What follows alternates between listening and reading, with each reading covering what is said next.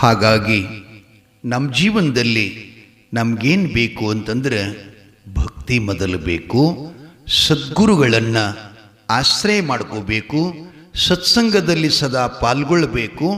ಅಂದ ಬಳಿಕ ಈ ಮನುಷ್ಯ ಜೀವನದ ಮೂಲ ಧರ್ಮವನ್ನು, ಮೌಲ್ಯವನ್ನು ಮತ್ತು ಈ ಜೀವನದಲ್ಲಿ ನಾವು ಏನನ್ನ ಮಾಡಬೇಕು, ನಮಗೆಲ್ಲರಿಗೂ ಪರಮಾತ್ಮ ಸ್ವಾತಂತ್ರ್ಯವನ್ನು ಕೊಟ್ಟಿದ್ದಾನೆ. 4 ಆಶ್ರಮಗಳು, ಒಂದು ಬ್ರಹ್ಮಚಾರ್ಯ, ಒಂದು ಗೃಹಸ್ಥ, ಒಂದು ವಾನಪ್ರಸ್ಥ, ಒಂದು ಸನ್ಯಾಸ. ಈ 4 ಆಶ್ರಮಗಳ ಅರ್ಥವನ್ನು ಮಾಡಿಕೊಂಡು ನಾವು ಬದುಕಿ ಅದಕ್ಕೆ ಮುಂದವರು 4 ಪುರುಷಾರ್ಥ ಹೇಳ್ತಾರೆ.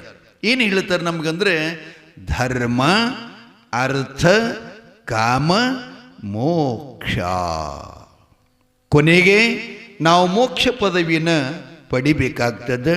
ಅಂತ ಮೋಕ್ಷ ಪದವಿ ಸಂಪದ ಆ ಶ್ರೀ ನಮಗೆ ಸಿಗಬೇಕಾಗಿತ್ತು ಅಂತಂದ್ರೆ ಮೊದಲು ನಮ್ಮ ನಡೆನುಡಿಗಳು, ನಮ್ಮ ನೀತಿ, ನಮ್ಮ ಭಕ್ತಿಗಳು ಶುದ್ಧ ಆಗಿರಬೇಕು. ಅದಕ್ಕೆ ಬಸವಣ್ಣವರೊಂದು ಮಾತು ಹೇಳ್ತಾರೆ, ಜೀವನದಲ್ಲಿ ನಿಮಗೆ ಜಪ ಮಾಡ್ಲಿಕ್ಕಾಗಲಿಲ್ಲ, ತಪ ಮಾಡ್ಲಿಕ್ಕಾಗಲಿಲ್ಲ, ಪೂಜಾ ಪುನಸ್ಕಾರ ಮಾಡ್ಲಿಕ್ಕಾಗಲಿಲ್ಲ, ಅಥವಾ ಯಾವುದು ಗ್ರಂಥವನ್ನು ಓದಲಿಕ್ಕೆ ನಮಗಾಗಲಿಲ್ಲ ಅಂತಂದ್ರೂ ಕೂಡ 6 ಸೂತ್ರಗಳು ಬಹಳ ಸರಳವಾಗಿ ಬರ್ಕೊಂಡು ಬಂದಾರ ಅವರು. ನೀವೆಲ್ಲ ಅಂತೀರಿ ಆ ವಚನ, ನಿಮಗೆಲ್ಲ ಗುರ್ತಿದೆ. ಅದೇನು ಅಂದ್ರೆ ಕಳಬೇಡ. ಏನದಪ್ಪ ವಚನ? ಏನದು? ಕಳಬೇಡ. 2ನೇದೇನು? ಕೊಲ್ಲಬೇಡ. 3ನೇದು ಹುಷಿ ನುಡಿಬೇಡ. 4ನೇದು ಅನ್ಯರಿಗೆ ಅಸಹ್ಯ ಪಡಬೇಡ. 5ನೇದು ತನ್ನ ಬಣ್ಣಿಸಲು ಬೇಡ. 6ನೇದಲ್ಲ, ಇನ್ನು 7ನೇ ಯಾವದಪ್ಪ? ಇದರು ಹಳಿಯಬೇಡ. ಈ ಸೂತ್ರಗಳು ನಮ್ಮ ಜೀವನದಲ್ಲಿ ನಾವು ತಿಳ್ಕೊಂಡು ಹೋಗಿದ್ದೀವಿ ಅಂತಂದ್ರೆ ನಾವು ಪರಮಾತ್ಮನಿಗೆ ದೂರಿಲ್ಲ, ನಾವೆಲ್ಲ ಸನಿನೇ ಆಗ್ತೀವಿ. ಆ ದೇವರು ನಮ್ಮೊಳಗಿರ್ತಾನೆ, ನಾವು ದೇವರೊಳಗಿರ್ತೀವಿ. ಎಕ್ಸಾಂಪಲ್, ಕಳಬೇಡ ಅಂದ್ರೆ ಇದರ ಅರ್ಥ ಅವ್ರು ಹೇಳ್ತಾರೆ ಸರಳಗನ್ನಡದೊಳಗೆ ಕಳತನ ಮಾಡಬೇಡಂತ. ಇನ್ನು ಕಳತನ ಅಂದ್ರೆ ಏನ್ರಿ? ಯಾರದರ ಮನಿ ಹೊಡಿಬೇಡ್ದ? ಏನು ಬೆಳ್ಳಿ ಬಂಗಾರ ಕಳವು ಮಾಡಬಾರ್ದ? ಇಲ್ಲ.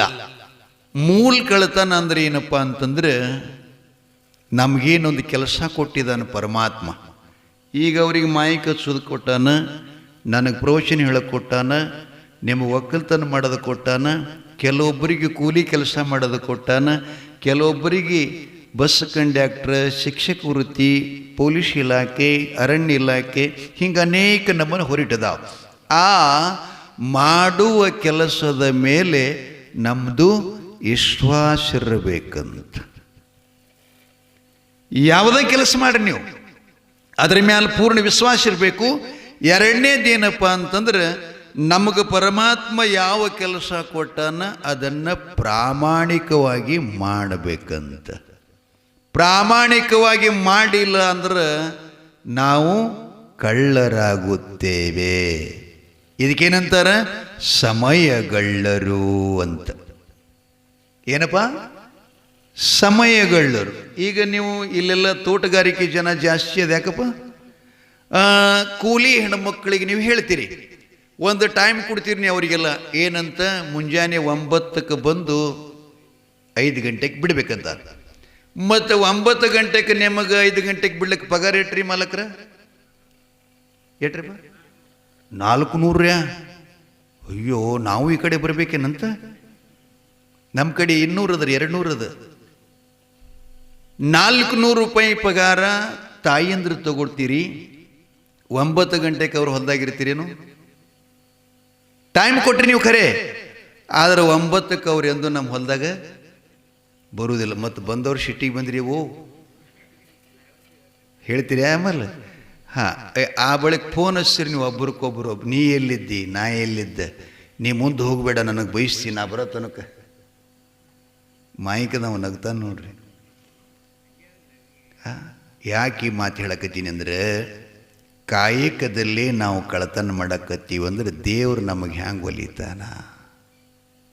ಬಹಳ ಸೂಕ್ಷ್ಮದ, ಬಹಳ ಸೂಕ್ಷ್ಮ.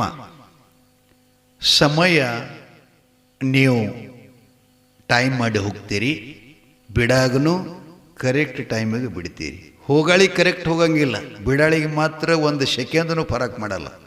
ಯಾಕ್ರಿ? ಅನುಭವದ ನಿಮಗೆಲ್ಲ.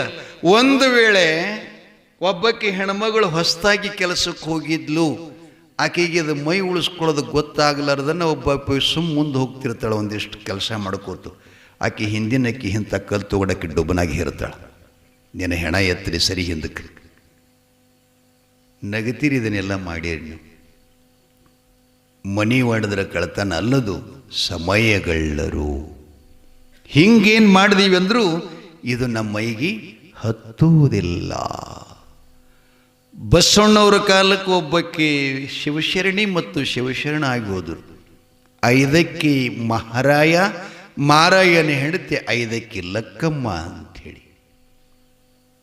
ಬಂಧುಗಳೇ, ಅವರು ಬಸವಣ್ಣನವರ ಅನುಭವ ಮಂಟಪಕ್ಕೆ ಬಂದಿದ್ದು ಶಿವನ ಜ್ಞಾನ ಪಡ್ಕೋಬೇಕು, ಶಿವ ಸಾಕ್ಷಾತ್ಕಾರ ಮಾಡಿಕೊಳ್ಳಬೇಕು, ಅಂಗಲಿಂಗದ ಸಾಮರಸ್ಯ, ಜೀವ ಶಿವರ ಐಕ್ಯ, ಇದರ ಅನುಭವ ಮಾಡ್ಕೋಬೇಕಂತ ಕಲ್ಯಾಣಕ್ಕೂ ಬಂದಿದ್ರು. ಬಸವಣ್ಣವ್ರದ್ದೊಂದು ಕರಾರಿತ್ತು, ಕಂಡೀಷನ್ ಇತ್ತು. ಏನು ಅಂದ್ರೆ, ಈ ಅನುಭವ ಮಂಟಪಕ್ಕೆ ನೀವು ಯಾರಾದರೂ ಬರೋರಿದ್ರೆ ಸತ್ಯ, ಶುದ್ಧ, ಪ್ರಾಮಾಣಿಕ ಈ ಕಾಯಕ ಯಾರು ಮಾಡ್ತೀರಿ ಅವರಿಗೆ ಮಾತ್ರ ಈ ಮಂಟಪದಲ್ಲಿ ಪ್ರವೇಶ. ಹಿಂಗಿರ್ಲಾರ್ದವ್ರಿಗೆ ಈ ಮಂಟಪದೊಳಗೆ ಜಾಗ ಇಲ್ಲ, ಇಲ್ಯಾರು ಬರಕೂಡದು ಅಂತ ಹೇಳಿದ್ರು. ಆ ಬಳಿಕ ಇನ್ನೊಂದೇನು ಮಾತು ಹೇಳಿದ್ರು ಅಂದ್ರೆ, ನೀವು ಹ್ಯಾಂಗ ಕಾಯಕ ಮಾಡಬೇಕಂದ್ರೆ ಇವತ್ತಿನ ಊಟಕ್ಕೆ ಎಷ್ಟು ಬೇಕು, ಜಂಗಮಾರಾಧನ ಮಾಡಲಿಕ್ಕೆ, ಜಂಗಮ ಪ್ರಸಾದ ಕೊಡ್ಲಿಕ್ಕೆ, ಜಂಗಮ ದಕ್ಷಿಣ ಕೊಡ್ಲಿಕ್ಕೆ ಎಷ್ಟು ಹಣ ಬೇಕು ಅಷ್ಟೇ ದುಡಿಬೇಕು. ಹೆಚ್ಚಿಗೆ ದುಡಿದ್ರೆ ಇಲ್ಲಿ ಪ್ರವೇಶ ಇಲ್ಲ.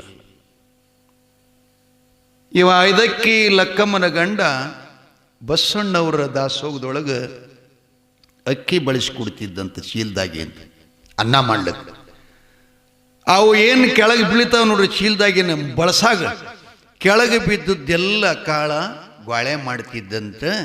ಇದ್ರ ಪಗಾರ ಅವ್ರು ಎಷ್ಟು ಕೊಡ್ತಿದ್ರು ಅಂತಂದ್ರೆ, ಒಂದು ಭಗಶಿ ಅಕ್ಕಿ ಕೊಡ್ತಿದ್ರಂತ. ಎಷ್ಟ್ರಿ? ಒಂದು ಭಗಶಿ ಅಕ್ಕಿ. ಒಂದು ಭಗಶಿ ಅಕ್ಕಿ ತಗೊಂಡು ಮನೆಗೆ ಬರ್ತಿದ್ದ, ಹೆಂಡತಿ ಪ್ರಸಾದ ಮಾಡ್ತಿದ್ಲು, ಮೊದಲು ಜಂಗಮರಿ ತಂದು ಊಟ ಮಾಡಿಸ್ತಿದ್ಲು, ಅವ್ರಿಗೆ ದಕ್ಷಿಣ ಕೊಡ್ತಿದ್ರು. ಉಳಿದ ಬಳಕ ಗಂಡ ಹೆಂಡತಿ ಇಬ್ಬರು ಊಟ ಮಾಡಿ ಮತ್ತೆ ತಮ್ಮ ಕಾಯಕಕ್ಕೆ ತಾವು ಹೋಗ್ತಿದ್ರು. ಹಿಂಗಿರುವಾಗ ಒಂದ್ಸಲ ಏನಾತ್ರಿ, ಒಂದಿಷ್ಟು ಅಕ್ಕಿ ಕಾಳ ಹೆಚ್ಚಿಗೆ ಬಿದ್ದಿದ್ದು ಅಂತ ಒಂದು ಭಗಶಿ ತರಾದ ದೀಡ್ ಭಗಶಿ ತಂದಂತಾವ್ ಮನೆಗೆ. ತಂದಾಗ 5ಕ್ಕೆ ಅವನ ಹೆಂಡತಿ ಲಕ್ಕಮ್ಮ ನೋಡಿದ್ಲು. ಆ ಗಂಡಗೆ ಹೇಳ್ದಾಳ, ಸ್ವಾಮಿ ಅಲ್ಲ, ನಿತ್ಯದಲ್ಲಿ ಒಂದು ಭಕ್ಷಿನ ತರ್ತಿದ್ರಿ, ಇವತ್ತು ಜಾಸ್ತಿ ತಂದ್ರಿಲ್ಲ ಯಾಕೆ? ಬಹಳ ಬಿದ್ದಿದ್ದು ಅವರು ಪಗವರು ಕೊಡೋರು ಕೊಟ್ಟರು ಅಂದ ಬಳಿಕಕ್ಕೆ ಹೇಳದ್ಲಂತ, ದುಡಿಮೆಕ್ಕಿಂತಲೂ ಹೆಚ್ಚಿಗೆ ತಂದ್ರೆ ಅದು ನಮ್ಮ ಮೈಗೆ ಹತ್ತೋದಿಲ್ಲ. ನಾವು ಕೂಡಲ ಸಂಗಮನಾಥನಿಗೆ ಒಪ್ಪುವುದಿಲ್ಲ, ನಾವು ತುಳುಗರಾಗುತ್ತೀವಿ.